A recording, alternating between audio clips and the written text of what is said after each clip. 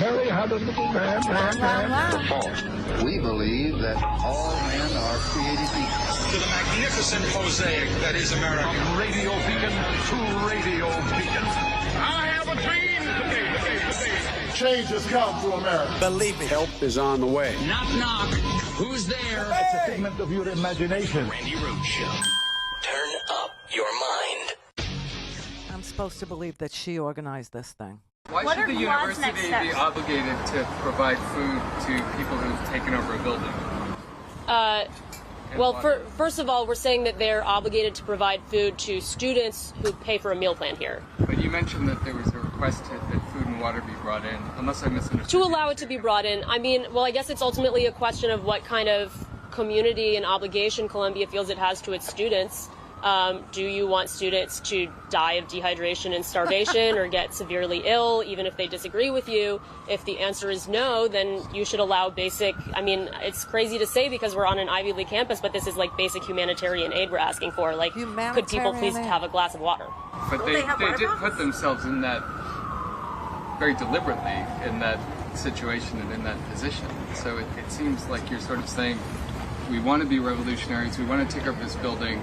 Now, would you please bring us food and water? Nobody's asking them to bring anything. We're asking them to not violently stop us from bringing in basic humanitarian aid. They're stopping the delivery of food.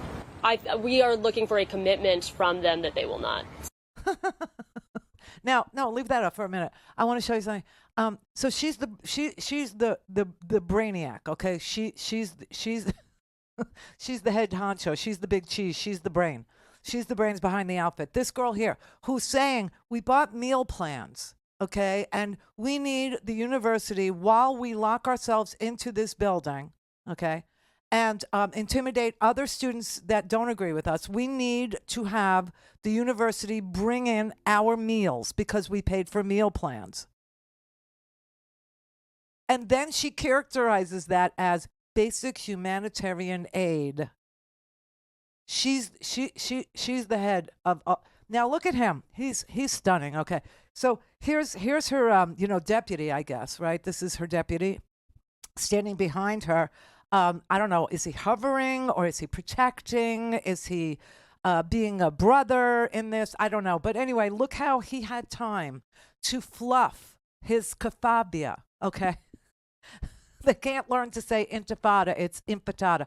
But he could fluff and he could point the the thing right down to his obvious belly button there. I mean, you can't unsee it. You can't not see that. And they're in the middle of a fight for their lives, demanding they bring her a glass of water. Is the revolution going to be catered? Because I missed that memo. I don't know. I guess it is in her world. Honey, the revolution will not be catered, okay? It will not. My God, the revolutionaries that are saying, we bought a meal plan. Where's my broccoli and chicken? Che Guevara would be proud. Right. The Weather Underground would associate with that, right? So they're not the Marxists. They're not the violent ones. That they're just, they're trying to feel like they have a cause and they're part of a community. And this is, what they learned is that the United States is a colonizing power. Not that we colonized anything over there at all. But it doesn't matter because we do that. And therefore, she's part of anti-colonization principles, right?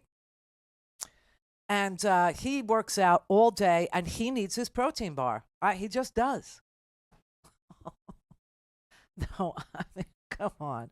So if we're going to be like that crass, can I just tell you that Channel 308 on Sirius, where I'm not broadcasting ever, that I've been banned from there for years now. It's just incredible. I'm not allowed on Sirius XM because I disagreed with, I can't even remember. What did I disagree with?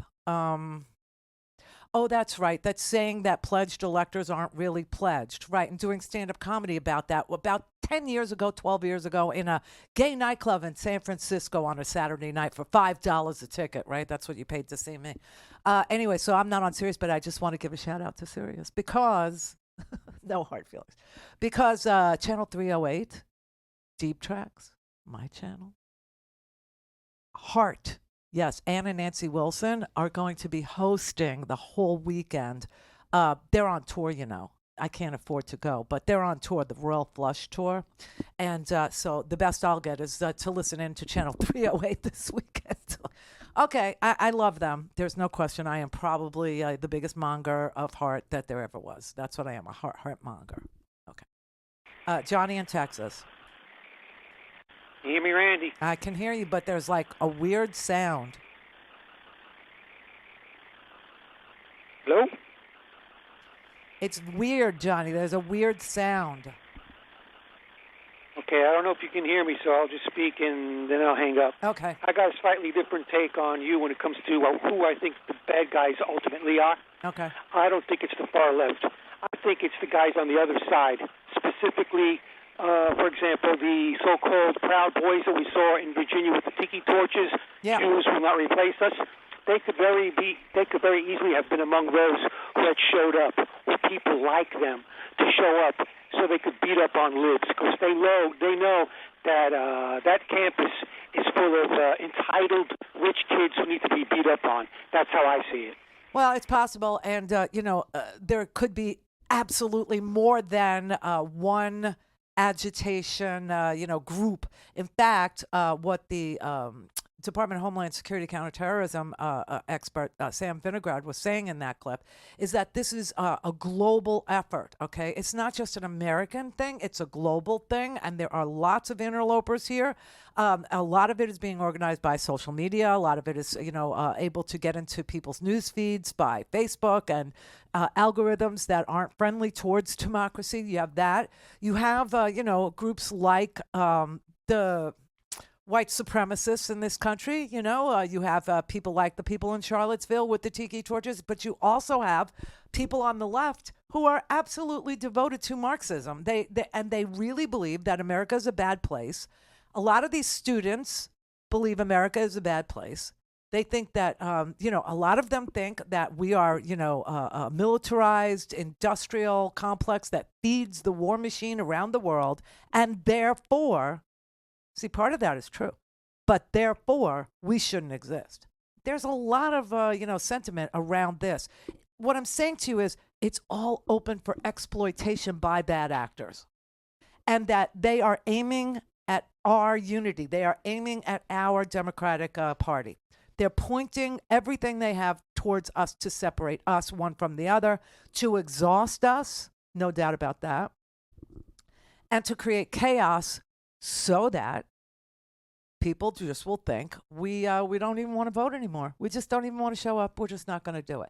Now, people who listen to me or to anything on Free Speech TV, or people who listen to the progressive channels on Sirius XM or wherever you get your information, people read newspapers. We went through a poll yesterday that clearly shows that people who do pay attention to news and get their news from traditional news sources. Okay, people, they know, people have predicted things that actually came true, or people who predicted things that didn't come true, and they know exactly how much credibility to give to those sources. Okay, people who do that, almost 60% of them support Joe Biden. That's a problem. That's a problem for the right wing. So how do you defeat that? Well, for starters, you say, we want one day only voting. We want to do away with all mail-in balloting in Oregon and Washington State, blah, blah, blah. We want to make it harder to vote. Yes, all those tried and true, techniques, tactics, whatever you want to call them, they're all in play. But on top of it now, they're putting what Trump calls American carnage, chaos, and an enormous amount of contretemps with regard to Trump himself. Now, if Trump, I'm not covering these trials. I can't cover the trial. There's no camera in the courtroom, okay? I'm not going to get a password to be part of their Google Doc, which is how they're covering this trial. I will wait.